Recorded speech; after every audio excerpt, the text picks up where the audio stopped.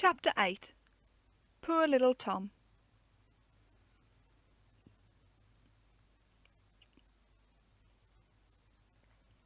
Early in January, Dotty was invited to Fanny and Smith Goby's Christmas party.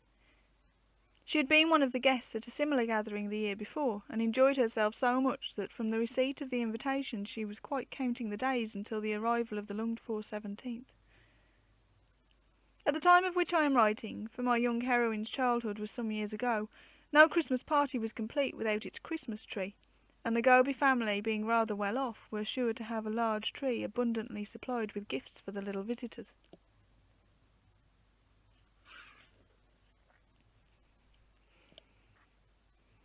Some special entertainments, moreover, was generally provided, in addition to ordinary games.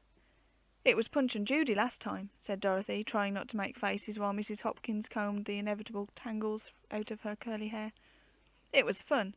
If it is Punch and Judy again tonight, I shall wish I had got Baby there. Wouldn't he laugh?" "I'm not so sure that he would be old enough to enjoy the fun," said Mrs. Hopkins. "Perhaps he might be frightened." "Anyhow," continued Dotty, "I hope I shall get something nice for him off the Christmas tree. I wonder what he would like. I wish there might be one of those dear little woolly lambs on the tree. But if there was, perhaps I mightn't get it. But there might be some of those goldy-looking balls that hang on an elastic. That would please him. Shall Dotty bring Baby home a pretty ball?" "Ball!" echoed the little fellow gleefully.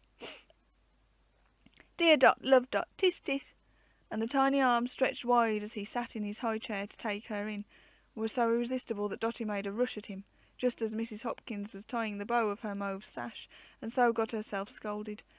At which Baby exclaimed, "Dear Dot, love Dot, bad Pop, bad," with sternness intended to be quite appalling. There were a good many of the girls from Mrs. Davidson's school at the Goby's party that evening, and they hardly knew one another, so transformed were they all for the occasion. Susie Syret looked like a veritable fairy in pure white muslin. Lucy Walters had exchanged her everyday grey linsey, that she had worn at school all last term, for a pale blue cashmere with silver trimmings.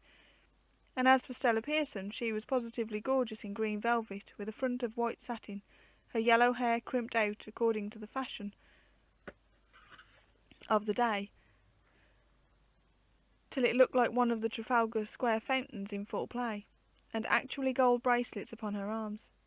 She had, however, a vain and self-conscious air, an evident anticipation of outshining everybody, that would have spoiled a really tasteful attire, which her too splendid dress was not.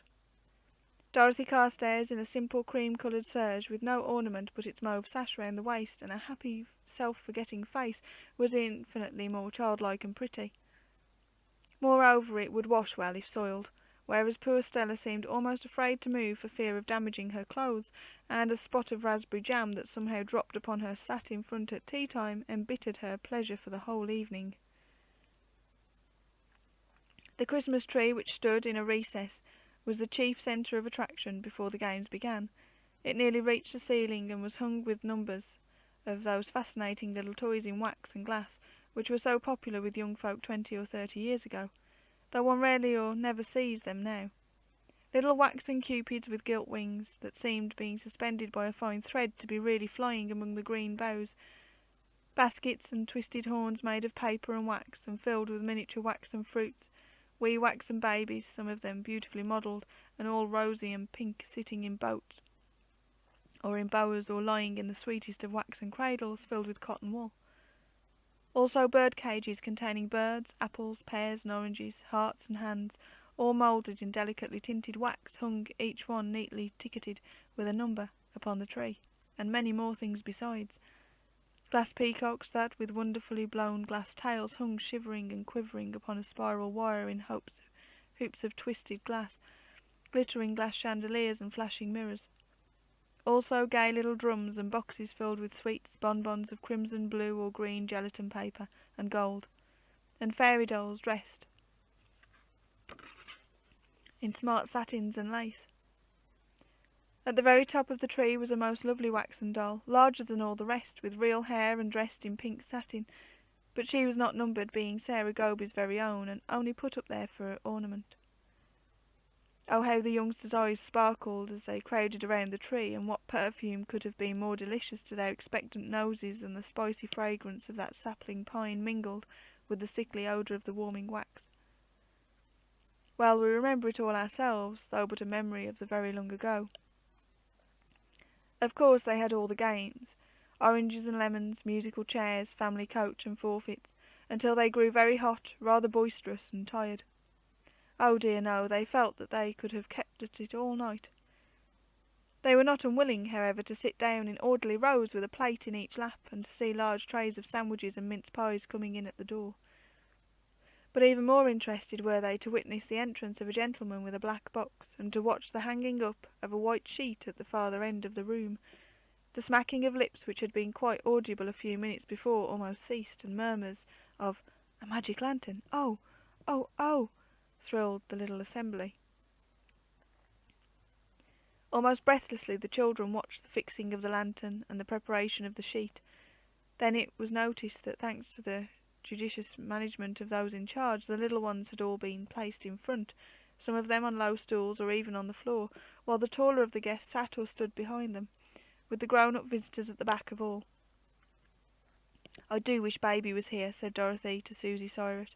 "He's so intelligent. I'm sure he'd like to see the pictures." "We're all ready now, aren't we?" asked Sarah Goby. "Why doesn't Mr. Green begin?" "They haven't brought poor little Tom in yet," answered her sister. "We must wait for him." "Who is poor little Tom?" asked Dorothy. "A little crippled boy who lives next door. He can't play at games, but Mother asked for him to come in at 8 o'clock to see the magic lantern. It is not quite 8 yet. Oh, here he is!" A white-caped nurse was just then entering the room, carrying a little boy. He looked to be about 7 or 8 years old, but he lay in his attendant's arms as helplessly as an infant of a month. His large dark eyes were full of mournful expressiveness, but his face was very pale. "What is the matter with him?" questioned Dotty in a whisper, her mother-like little heart growing tender with compassion. "It's his back," Fanny Gober told her. "I don't know what is really wrong with him, but he has no strength in it, and no power in his legs. He fell off a table when he was a baby and so got hurt. He will never be able to walk as long as he lives, they say." A horrible feeling crept over Dorothy as she heard this. It seemed to come like a sudden aching that was yet no ordinary aching, right in the middle of her. She had felt such a sensation once before in her short life, and that was when she awoke from her faintness in the Stapleford chemist shop, and heard that Everard had been sent for to go home with Miriam. It was as though the words she listened to had an inner meaning far deeper and more dreadful than appeared. Did he go like that all at once?" she asked, in a voice that did not seem her own. "No, at least I don't know. I think I have heard Mother say it came on by degrees. There, out goes the gas. Now Mr. Green is going to begin." It was a good and amusing series of pictures that was shown upon the screen. The story of Little Red Riding Hood, and the history of the 5 little pigs, with dazzling chromatropes and comic moving slides to finish off with. But Dotty did not care an atom for any of them. Indeed, she scarcely saw. Even the funny man who swallowed the mice could hardly make her laugh. Her thoughts were all on poor little Tom. By and by the distribution of toys from the Christmas tree took place, 2 to each guest.